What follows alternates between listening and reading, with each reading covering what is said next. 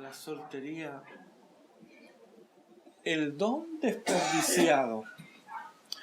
Está basado en la primera epístola del apóstol Pablo a los Corintios, capítulo 7, los versículos 6 al 9 y los versículos 25 al 40.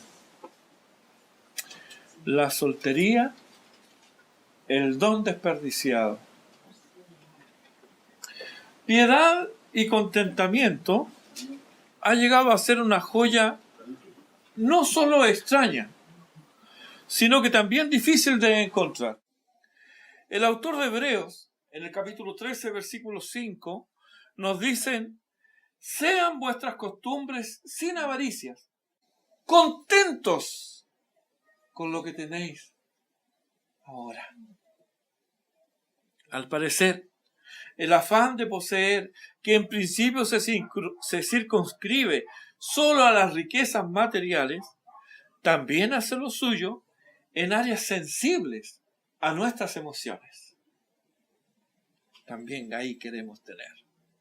Tristemente, al desear lo que no se tiene, se menosprecia lo que se tiene.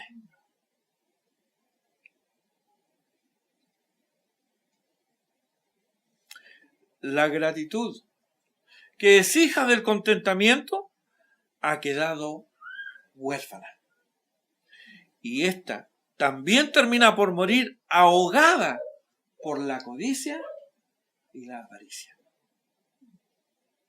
Por eso que la gratitud muere. No nos sorprende que en el mundo reine la insatisfacción, ya que Jesucristo está ausente de sus corazones y pensamientos. Los negros quieren ser blancos, los negros quieren ser blancos, los bajos quieren ser altos, los de pelo liso envidian a los de cabello rizado, los de cabello rizado quieren el pelo liso. ¿Sí? No. Qué bueno. Los pobres quieren ser ricos, los ricos quieren ser más ricos. Los solteros quieren estar casados y los casados quieren estar muertos. Pero eso es el mundo. Si hasta hay mujeres que se comportan como hombres y hombres que aborrecen su sexo, no hay fin a tanta insatisfacción. Pero esto es en el mundo necio que ignora y desprecia a Dios. No debiera ser así entre creyentes. Sin embargo, en cuanto a la soltería, pareciera que, arrastrados por la vorágine de la promiscuidad sexual habitual en nuestro siglo, también los creyentes ven y viven con pavor y temor este tiempo designado por Dios. ¿Para qué? Para aquilatar sabiduría y conocimiento en pro de agradar al Señor el resto de sus vidas. Este tiempo de solteros, jóvenes, es para aquilatar conocimiento y sabiduría. Porque si usted aprovecha este tiempo en esos menesteres, le va a hacer más sencillo y agradable agradar a su Señor el resto de sus vidas. Escucha a nuestras hermanas lo que han dicho. Si yo hubiera conocido esto antes.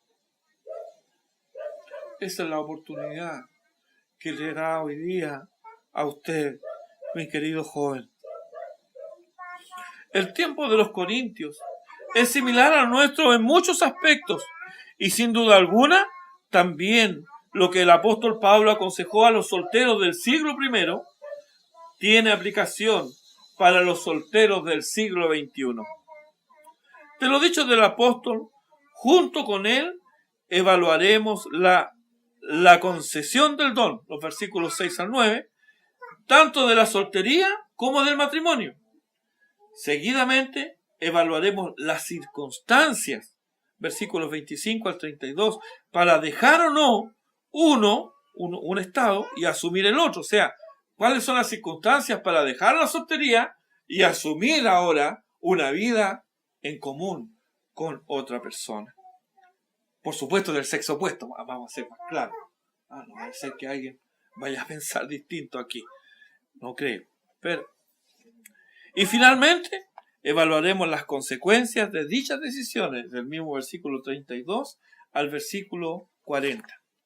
Vamos entonces a evaluando la concesión del don, los versículos 6 al 9 de 1 Corintios capítulo 7. Y ahí leo, dice, mas esto digo por vía de concesión, no por mandamiento.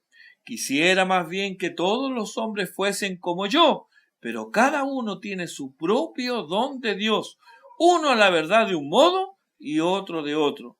Digo, pues, a los solteros y a las viudas, que bueno les fuera quedarse como yo, pero si no tienen don de continencia, cásense, pues mejor es casarse que estarse quemando.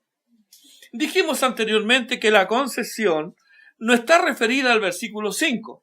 Veamos, la concesión no es no os neguéis el uno al otro a no ser por algún tiempo de mutuo consentimiento. No se está hablando de esto, ¿no? Sino al párrafo que antecede y en especial al versículo 2.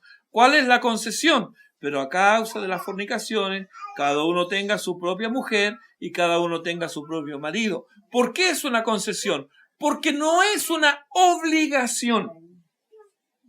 No es una obligación casarse. No. Es una concesión de acuerdo al don que el Señor entrega. De modo que el matrimonio no está obligado y es bueno. La soltería tampoco es obligada y en tal sentido el celibato forzoso del creyente, ¿quiénes practican esto? ¿Celibato forzoso? Los sacerdotes. Los sacerdotes, todos aquellos religiosos de la Iglesia Católica Apostólica Romana y algunas otras congregaciones de ese tipo. Celibato forzoso. No es la voluntad de Dios. Y es una aberración y una doctrina de demonios, dice el apóstol Pablo en la primera epístola del apóstol a Timoteo en el capítulo 4. Dice que en los postreros tiempos escucharán estas doctrinas de demonios, algunos que prohibirán casarse. Doctrina, así dice, y ¿sabe que dice toda la Biblia igual? Doctrina de demonios. Así como el matrimonio es un don de Dios, la soltería también lo es. ¿Qué es un don? Es un regalo de Dios. Es algo que Dios nos regala. Y así como el matrimonio es un regalo de Dios, la soltería también es un regalo de Dios.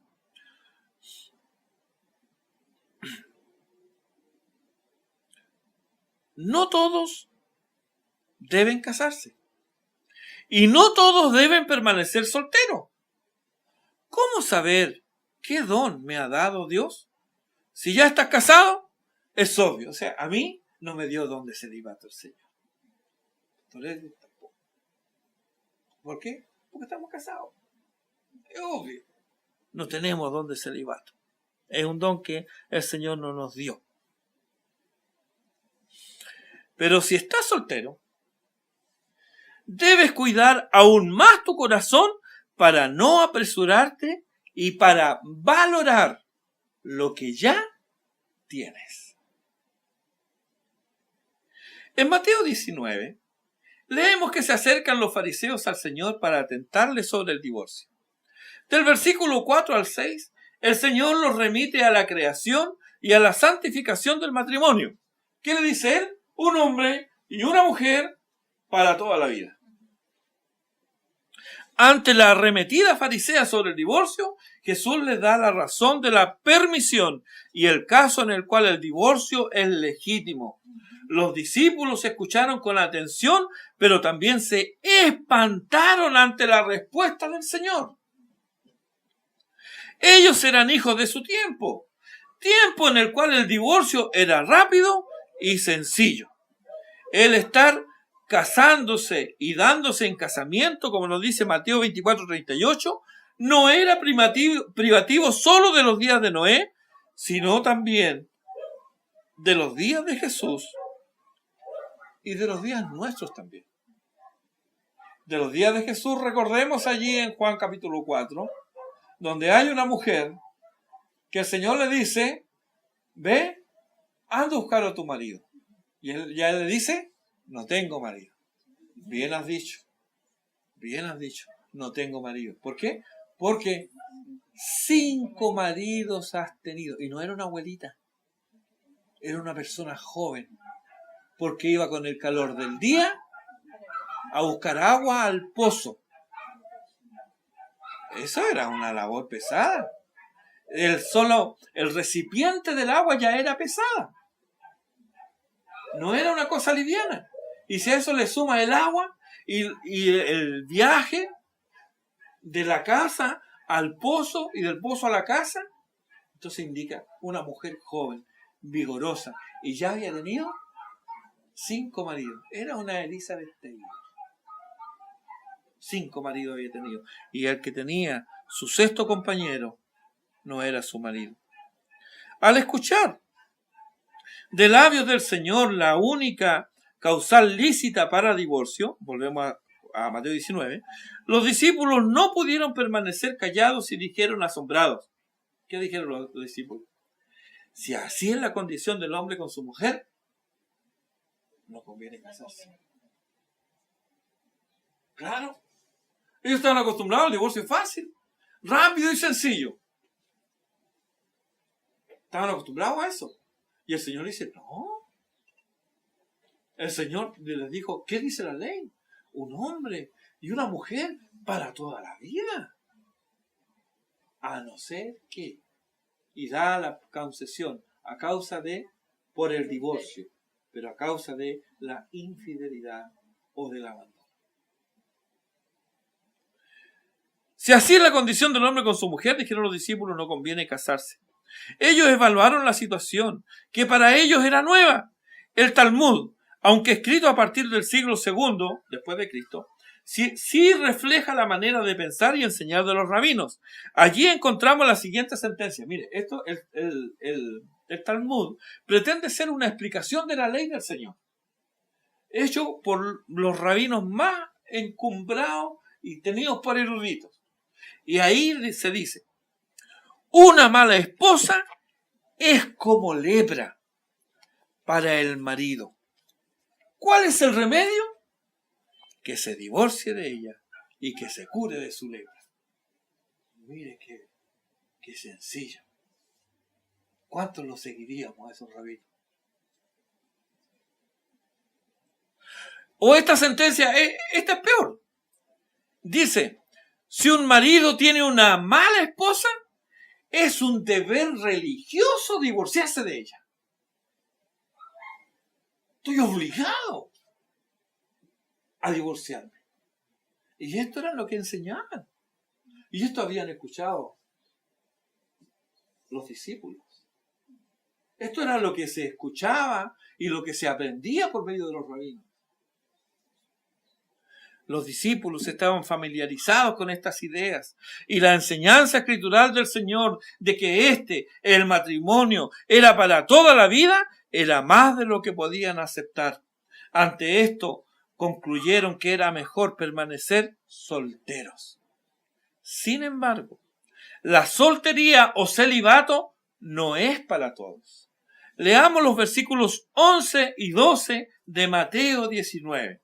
Mateo 19, versículos 11 y 12. Si no lo ha encontrado, no se preocupe, yo se los leo. Dice, entonces él les dijo, no todos son capaces de recibir esto, sino aquellos a quienes es dado, pues hay eunucos que nacieron así del vientre de su madre, y hay eunucos que son hechos eunucos por los hombres, y hay eunucos que asimismo se hicieron eunucos por causa del reino de los cielos.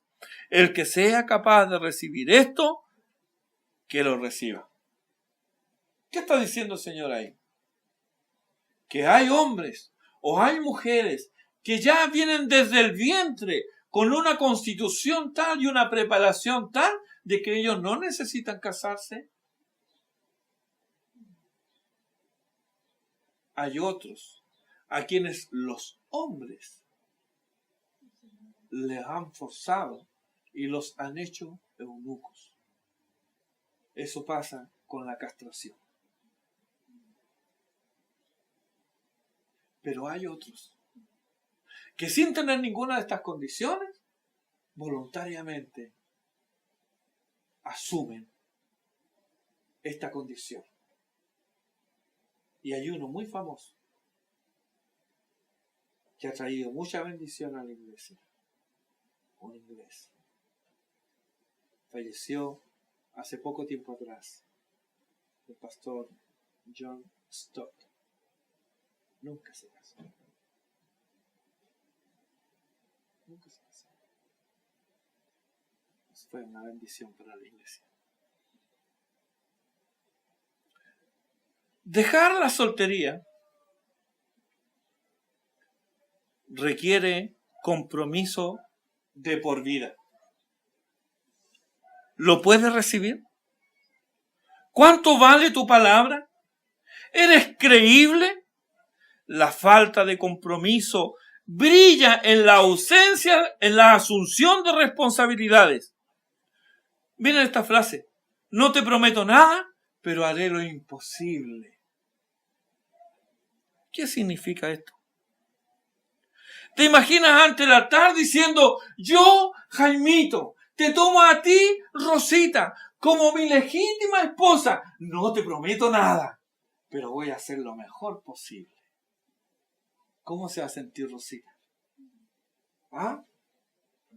¿Va a tomar eso como una palabra verdadera, una palabra de confianza?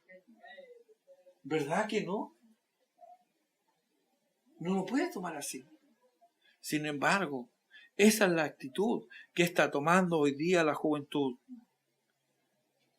No te prometo nada, pero aunque no lo escuchamos, sin embargo, cada vez es más común vivir así, sin compromiso de ningún tipo.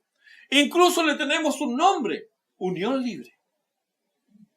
Unión libre. Unión libre. Si se une, está atado. Y si es libre, no está unido. Pero, ¿unión libre? ¿Qué es eso? No es obligación casarse, pero casado es obligación permanecer unidos. Tampoco es obligatorio el celibato, a excepción de los 3 casos que presenta el Señor en Mateo 19. Tanto uno como otro es don de Dios y es menester apreciarlos en su justa medida. ¿Por qué? El versículo 31 de 1 Corintios 7 dice: porque la apariencia de este mundo pasa. La apariencia de este mundo pasa. Sea lo que sea que estás viviendo en este momento, eso pasará. Pasará. No quedará así para siempre. Si uno y otro es don de Dios, ¿por qué el apóstol prefiere uno por sobre el otro? Por ejemplo, en el versículo 7 de 1 Corintios 7 dice: quisiera más bien que todos los hombres fuesen como yo. El versículo 8 dice: bueno le fuera quedarse como yo. Ahora, sabemos que él estaba solo, 1 Corintios 9:5, y agradecemos a Dios, porque de no ser así, difícilmente habría hecho toda la obra que hizo. ¿Se imagina el apóstol Pablo estando en su casa y diciéndole a su señora: querida, me voy a ir a Listra? ¿Que va a ir dónde? Pero en Listra no fue que te apedrearon, Pablo. Y otra vez vas a ir ahí, que te volviste loco. ¿Y qué va a ser de nosotros y de los niños? Él no tenía ese problema. ¿Por qué? Porque él había escogido quedar como estaba, solo. Hay algunas teorías respecto de esto. A raíz de lo que él escribe en 1 Corintios capítulo 7, se ve que es un hombre que tiene un entendimiento profundo de la intimidad matrimonial. O sea, en otras palabras, él estuvo en alguna oportunidad casado. No podría haber escrito lo que escribió sin haber sido actor. Eso por una parte. Otro argumento a favor de esto es que él no podía ser parte del Sanedrín si no hubiera estado casado. Debía casarse. Un tercer elemento es que por esos tiempos, los judíos todavía esperaban al Mesías. Y todo hombre y toda mujer era mal visto si no se casaba. Y era peor considerado todavía si casado no tenía hijos. Porque ellos asumían que era la maldición de Dios, porque por medio de ese vientre podría venir el Mesías. Entonces, es muy probable que él haya estado casado y que él haya quedado viudo. O la otra posibilidad es que cuando él tiene este encuentro con el Señor y a ojos del mundo se volvió loco. Resulta que de perseguirlos ahora pasa a predicar lo mismo. Entonces en esa oportunidad la mujer que hubiera tenido lo abandona. El apóstol jamás se refiere a ella, a su vida familiar. Por eso que se elaboran estas dos hipótesis respecto de su vida. Ahora bien, él solo tenía cuidado de las cosas del Señor, de cómo agradar al Señor, nos dice en el versículo 32. Por evidencias escriturales sabemos que él estuvo casado, pero al momento de escribir ya no lo estaba. No tenía hogar ni hijos, por lo que estaba libre para consagrar su vida al Evangelio. Pero la causa de su preferencia no es esta, sino que está reflejada en el versículo 26. Allí dice, capítulo 7, versículo 26, dice, a causa de la necesidad que apremia. Él no solo veía tiempos peligrosos para los creyentes en el futuro, sino que en el presente los campos griegos eran miserables y el hambre era una realidad a asumir. Por registros históricos sabemos que esos tiempos fueron muy difíciles y recordemos que estos tiempos, a pesar de que había comercio, sin embargo, no giraba el comercio en torno a la manufactura, sino que en torno a las materias primas, al alimento. Y cuando había sequía, eso era un problema enorme. Gente, miles de personas morían de hambre. Y eso se estaba comenzando a ver en los campos griegos. Sequía. Entonces, la responsabilidad de proveer era más exigente y dificultosa. Obvio, no es lo mismo conseguir alimento para uno que conseguir para dos. Y si hay hijos, ya ni hablemos. Porque los hijos comen, como decía mi papá, como lima nueva. Buenos para comer los chiquillos. Y hay que proveer. Esto es más exigente, tiene más dificultades. Se debía entonces evaluar si se tenía lo suficiente para proveer al hogar. La misma evaluación debe hacerse hoy. Si estás pensando dejar la soltería, ¿estás preparado para la responsabilidad de proveer? Tu carácter se ha forjado de tal manera que por el bien de los tuyos puedes soportar humillaciones y privaciones. ¿Eres diligente e industrioso? ¿O todavía te marcan características de la niñez como dependencia, credulidad, emotividad sin control y baja tolerancia a la frustración? Tal vez me argumentes con la Biblia y digas, pero no tengo don de continencia, así que debo casarme. No tengo don de continencia. ¿Quién te dijo que el matrimonio era para que des rienda suelta a tus deseos egoístas? Cuando el apóstol dice en el versículo 9, pero si no tienen don de continencia, cásense, pues mejor es casarse que estarse quemando, lo dice a quienes estaban pugnando por el celibato sin tener el don para ello. Nunca es un justificativo para aquellos que exacerban sus pasiones. Joven, no necesitas despertar ni alimentar tus pasiones. Estas fueron dadas por Dios para encontrar satisfacción y plenitud en el matrimonio. Conversaba hoy día con un querido hermano y con mucho dolor él me contaba su drama. Su yerno, criado en la iglesia, abusó de su hijita, de su hija, de su propia hija, chiquita. Vive en Estados Unidos, en el estado de Florida, fue encontrado culpable y está condenado a más de 20 años de prisión. Y me dice, y un joven que comenzó a ir a la iglesia antes que yo.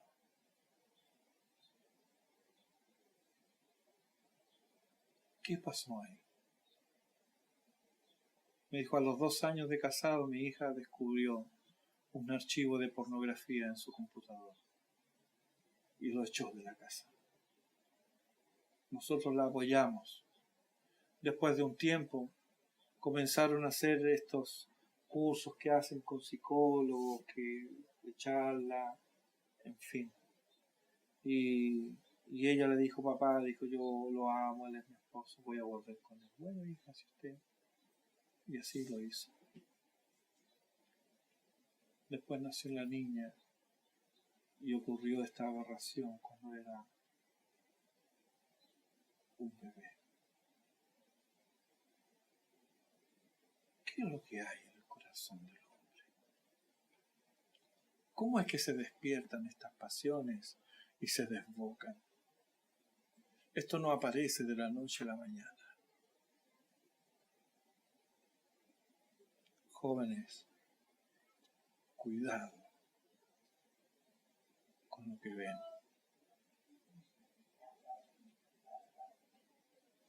A mí me ha pasado que estudiando las Escrituras y buscando un texto en particular, en el costado de la pantalla aparecen, no sé cómo se llaman, pero es como propaganda.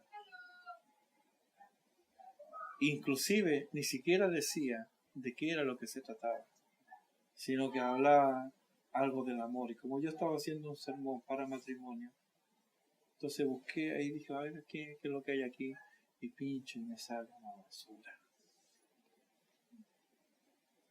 Yo no estaba buscando eso. Le va a pasar. Apaguen eso. No se quede. Eso va a contaminar su mente con imágenes que jamás se van a borrar de sus cerebros.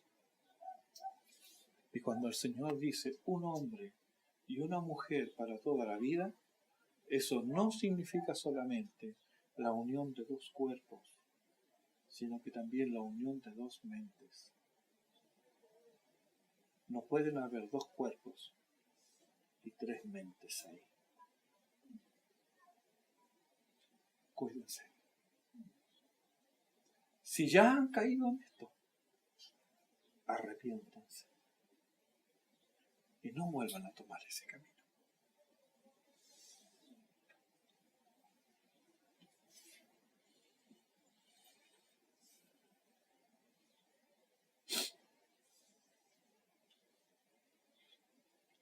Cuanto más te expongas, más lejos estarás del ideal de Dios.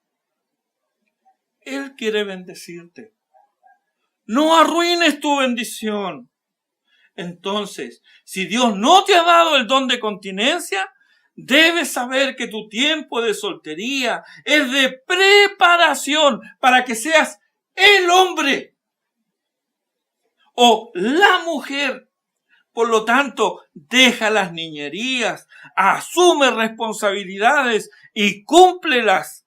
Disciplina tu mente, tu lengua, tu vista y tu oído. Deja lo superficial y vano y sumérgete en la palabra de Dios. Segunda de Timoteo capítulo 2 versículo 22 dice: huye también de las pasiones juveniles y sigue la justicia, la fe, el amor y la paz con los que de corazón limpio invocan al Señor. En segundo lugar, veamos, evaluando las circunstancias, los versículos 25 al versículo 32a, que es la primera parte del versículo 32. Antes, en el versículo 8, el apóstol se ha referido a no casados y viudos. Ambas conforman un tipo de soltería, los que no están casados y los viudos. Son solteros. Ahora, pasará a referirse a los solteros, aunque literalmente dice vírgenes. El apóstol ya habló del grupo de no casados, que pueden ser, ¿quiénes son los no casados? Los separados y los divorciados. Esos no están casados. Perdón, esos están en un grupo de no casados. Y él además las viudas, pero ahora él hablará de las vírgenes. Esto podría presentarnos el problema de quienes no son casados, pero han caído en fornicación. ¿Cuál es su situación ante Dios? Porque si han caído en fornicación ya no son vírgenes. ¿Cuál es su situación? Si el pecado ha sido confesado en arrepentimiento genuino a Dios, Él lo perdona. Primera de Juan capítulo 1 versículo 9 dice: si confesamos nuestros pecados, Él es fiel y justo para perdonar nuestros pecados y limpiarnos de toda maldad. Miqueas 7, 18 y 19 e Isaías 44, 22, que entre otros pasajes nos revela esta gran verdad.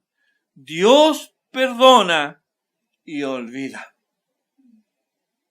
Por lo tanto, habiendo sido limpiados y lavados por la sangre de Cristo, estamos ante el Señor en igualdad de condiciones con el que se ha conservado puro. Es a este grupo entonces que se dirige el apóstol y no hay un mandamiento del Señor al respecto. Pablo es muy cuidadoso para hacer una distinción entre el mandamiento del Señor y lo que él piensa, no el Señor. Él mismo lo dice si vemos los versículos 6, 10, 12, 25 y 40 del capítulo 7. Vamos a esos versículos. Capítulo 7, versículo 6 dice: mas esto digo por vía de concesión, no por mandamiento.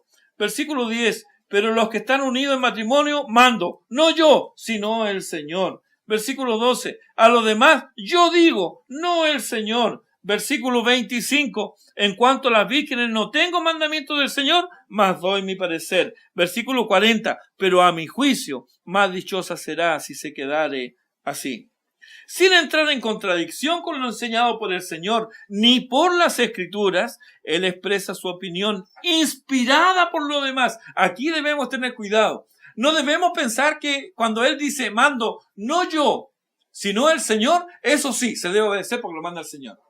Pero cuando Él dice, no tengo mandamiento del Señor, pero yo pienso así, cuidado, porque Él está inspirado por el Señor. Entonces viene a ser palabra del Señor.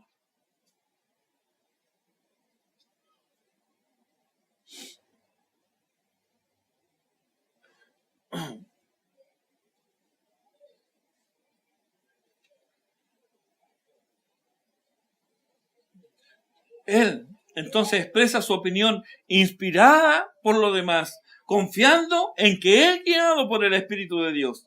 Entonces, los solteros deben evaluar las circunstancias. ¿Son estas apropiadas? ¿Qué circunstancias? De dejar la soltería. ¿Son apropiadas? ¿Es el momento propicio? ¿Está forjado mi carácter de tal manera que estoy preparado para entrar en esta relación para toda la vida? ¿Cómo afectará el matrimonio mi servicio a Cristo y su causa? Yo me tengo que hacer estas preguntas. El joven se debe hacer estas preguntas. ¿Cómo va a afectar esto mi servicio a mi Señor? A veces tengo la costumbre, no a veces, siempre que puedo, tengo la costumbre y le pregunto sobre todo a la dama. ¿Usted quiere casar con él? Ay, sí, pastor, que yo estoy muy enamorada. Ah, ok, está bien. ¿Usted quiere casar con él? ¿Tú sabes que la Biblia te manda a someterte a este hombre? Y tú sabes que la Biblia te manda a someterte a este hombre. No un día, ni 2, ni un año, ni 2, sino toda la vida. Por lo tanto, hay que elegir bien. Porque eso es lo que dice la palabra del Señor. ¿Cómo afectará el matrimonio en mi servicio a Cristo y su causa? Las circunstancias en Corinto no eran las mejores. Se aproximaban nubarrones que presagiaban aflicción y Pablo la quiere evitar.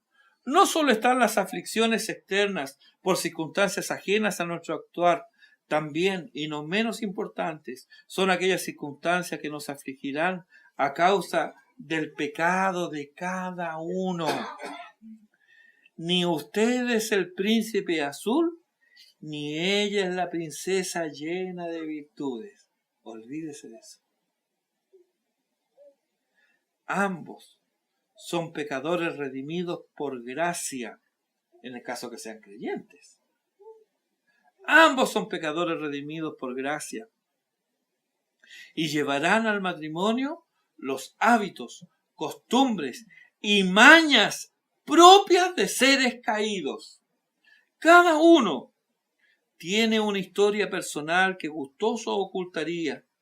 Si lo haces, es engaño, y de ello no surgirá jamás bendición ni contentamiento.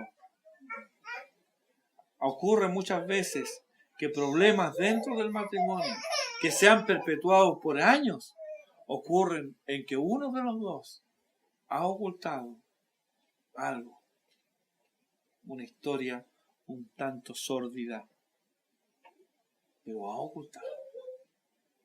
Y eso le impide el goce y el disfrute de una unión plena.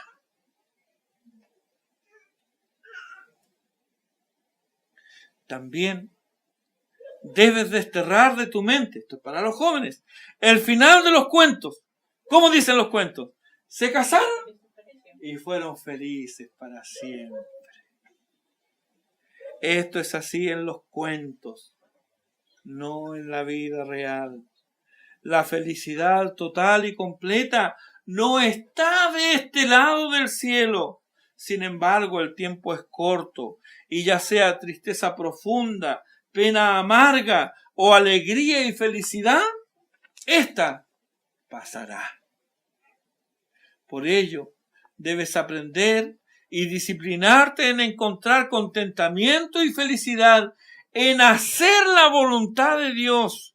Nuestra naturaleza pecaminosa nos traicionará muchas veces y lloraremos la pena amarga de haber fallado, pero también seremos heridos y maltratados.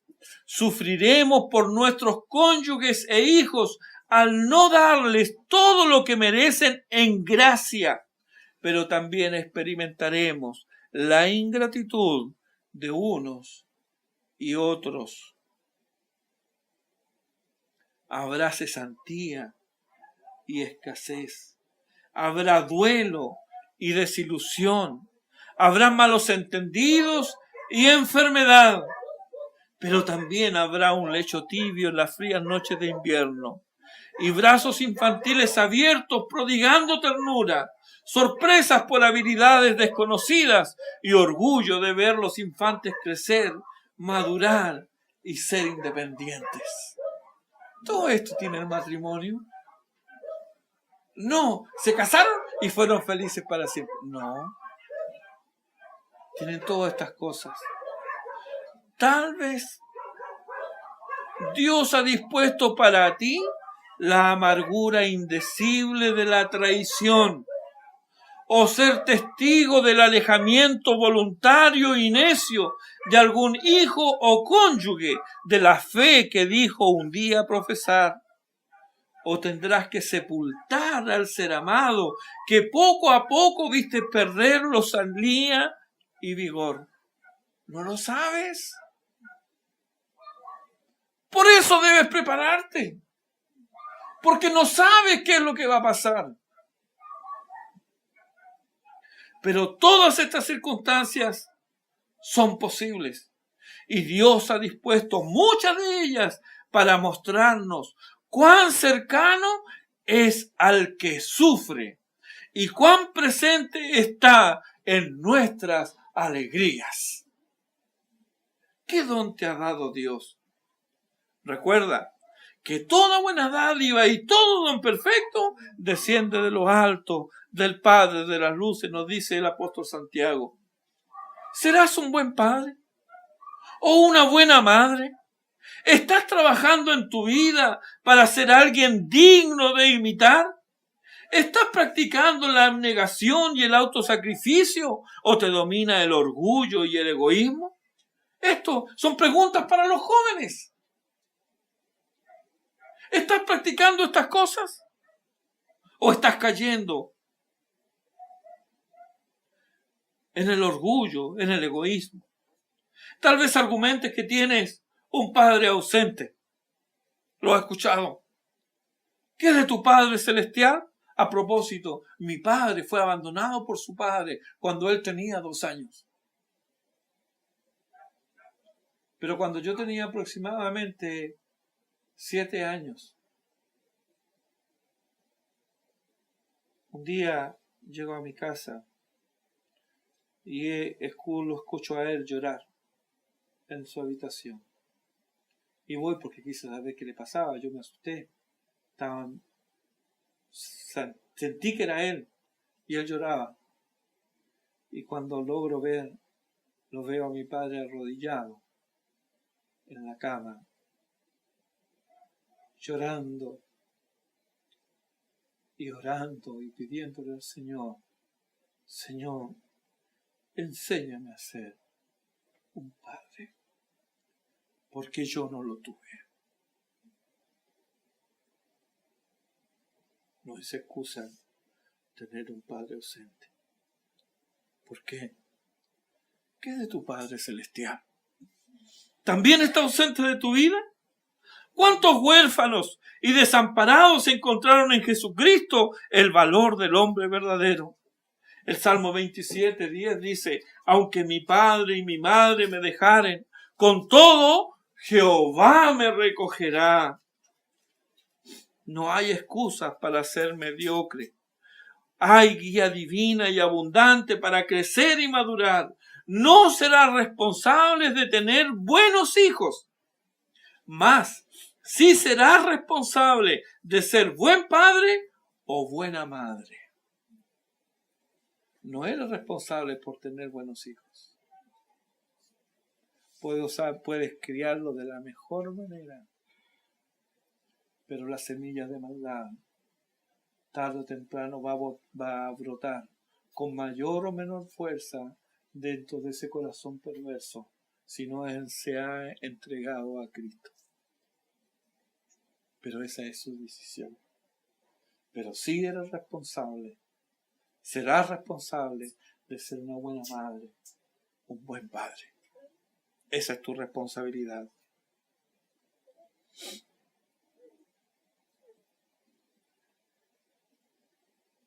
Si esto es así, te estás preparando. ¿Estás evaluando el costo y esfuerzo que te demandará? No podrás exculparte aduciendo circunstancias especiales, ya que todos caminamos por el mismo valle y a todos se nos ha prometido asistencia divina. El tiempo es corto y la vida breve. Pregunto, ¿te estás preparando para desafíos mayores? Leamos juntos los versículos 29 al 32a. Pero esto digo, hermanos, que el tiempo es corto. Resta pues que los que tienen esposa sean como si no la tuviesen, y los que lloran como si no llorasen, y los que se alegran como si no se alegrasen, y los que compran como si no poseyesen, y los que disfrutan de este mundo como si no lo disfrutasen, porque la apariencia de este mundo pasa. Quisiera pues que estuvierais sin congoja. ¿Quieres dejar la soltería? Adelante. Pero recuerda, la razón de tu felicidad y estabilidad emocional no debe ser, ni lo será tu cónyuge, debe ser Jesucristo. ¿Por qué? Porque Él estará contigo en toda circunstancia. Citamos ante Hebreos 13:5, pero solo la mitad del versículo.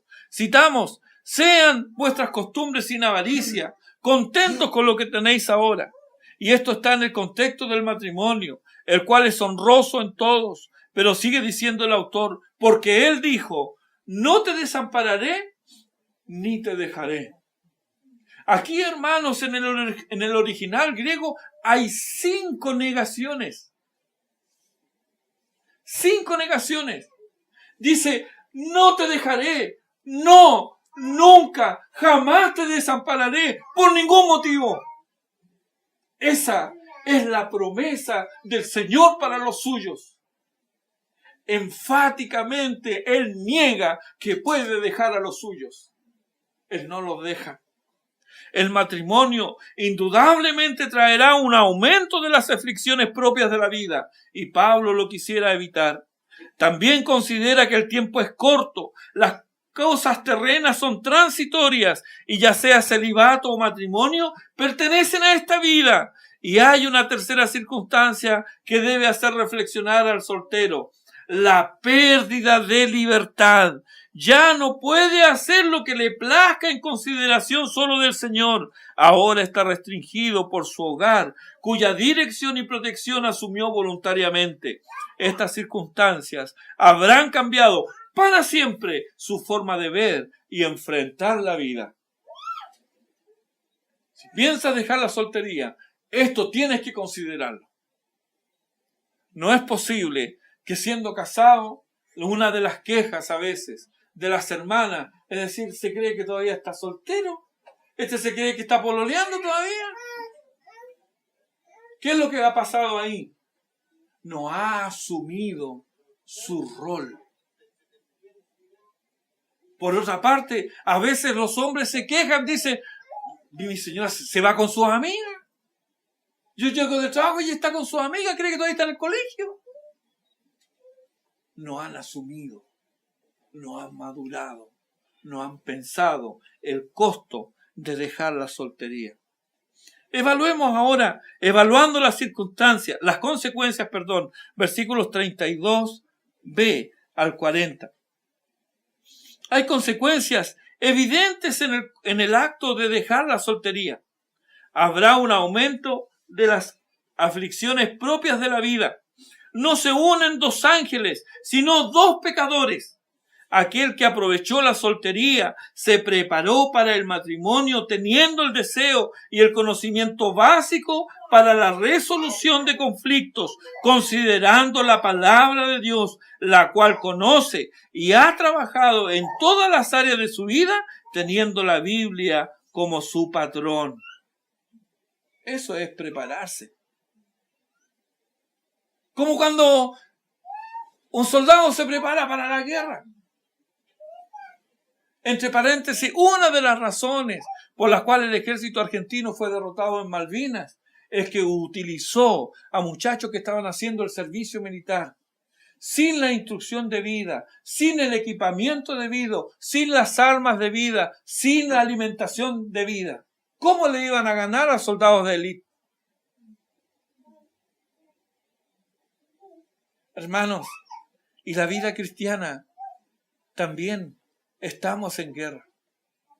Hay algunos himnos que no cantamos, que normalmente se cantan en iglesias metodistas. En la guerra contra el pecado vamos todos a combatir. estará Dios a nuestro lado en el tiempo de sufrir. Miren las letras de estos himnos. A la batalla y a la victoria. Vamos con Dios nuestro Rey. Miren las letras. Como que hay un sector del cristianismo en las cuales no está presente esta idea de batalla, esta idea de lucha, esta idea de conflicto. Y me temo que muchos de nuestros jóvenes llegan al matrimonio pensando que él es el príncipe azul y que se casa con una princesa dechada de virtudes. Cuando son dos pecadores que llegan al matrimonio con sus mañas, conflictos. Y eso forma muchas veces cosas rencillas que con el tiempo se van agravando y van formando una cuña, y ese matrimonio que debería estar siempre unido termina muchas veces por separarse. Evaluando las consecuencias, habrá un aumento de las aflicciones propias de la vida. No se unen dos ángeles, sino dos pecadores. Pero aquel que aprovechó la soltería se preparó para el matrimonio, no solo teniendo el deseo, sino que también el conocimiento básico. ¿Para qué? Para la resolución de conflictos, considerando la palabra de Dios, la cual conoce y ha trabajado en todas las áreas de su vida, teniendo la Biblia como su patrón. Mas ay del que se une a yugo desigual. Nunca serán pocas las amonestaciones en este sentido. Cuánta vergüenza y dolor, cuánta aflicción se puede evitar. No importa cuánto conozcas tu Biblia, ni cuán firme creas que es tu fe, la desobediencia no puede ser bendecida.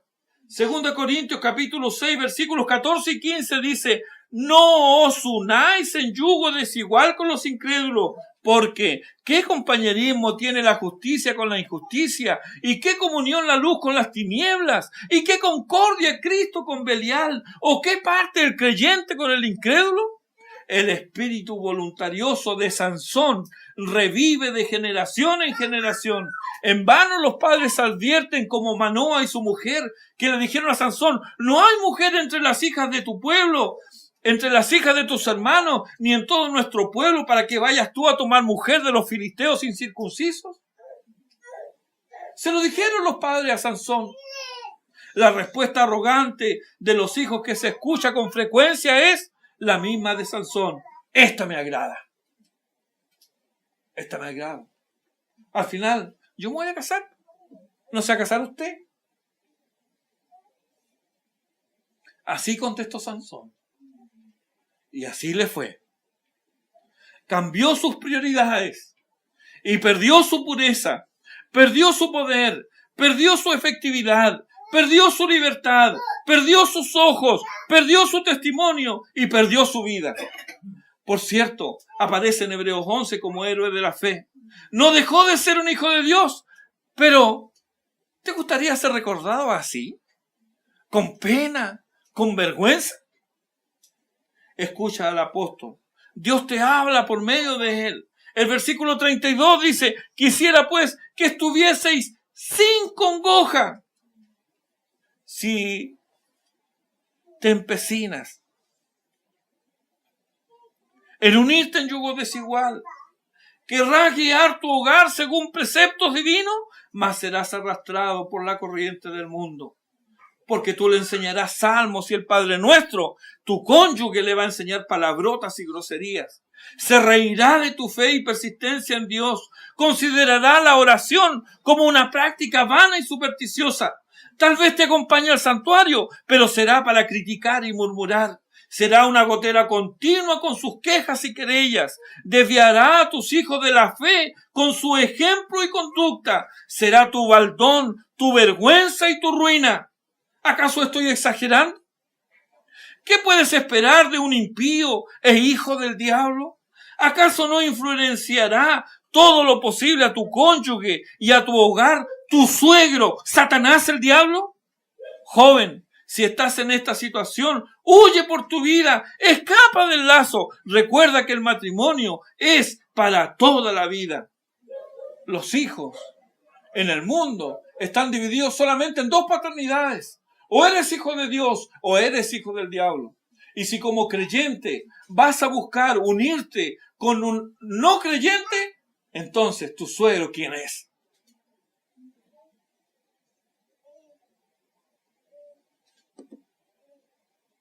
¿Es serio?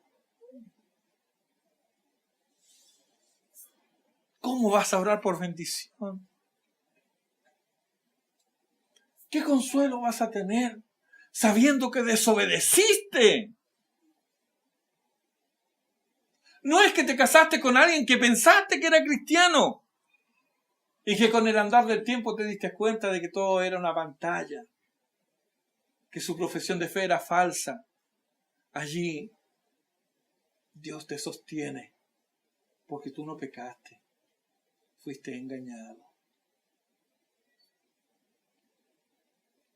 Visto lo anterior, es imprescindible asegurarse que tu futuro cónyuge sea creyente. Joven, no te conformes ni engañes pensando que está bien si viene a la iglesia. Su asistencia no garantiza que sea creyente. Indaga más profundamente y pide la asistencia de tus padres y la guía de tus pastores. No emprendas este camino confiando en tu sabiduría e inteligencia. Proverbios capítulo 14, versículos 12 al 16 dice: hay camino que al hombre le parece derecho, pero su fin es camino de muerte. Aún en la risa tendrá dolor el corazón, y el término de la alegría es congoja. De sus caminos será hastiado el necio de corazón, pero el hombre de bien estará contento del suyo. El simple todo lo cree, mas el avisado mira bien sus pasos. El sabio teme y se aparta del mal, mas el insensato se muestra insolente y confiado.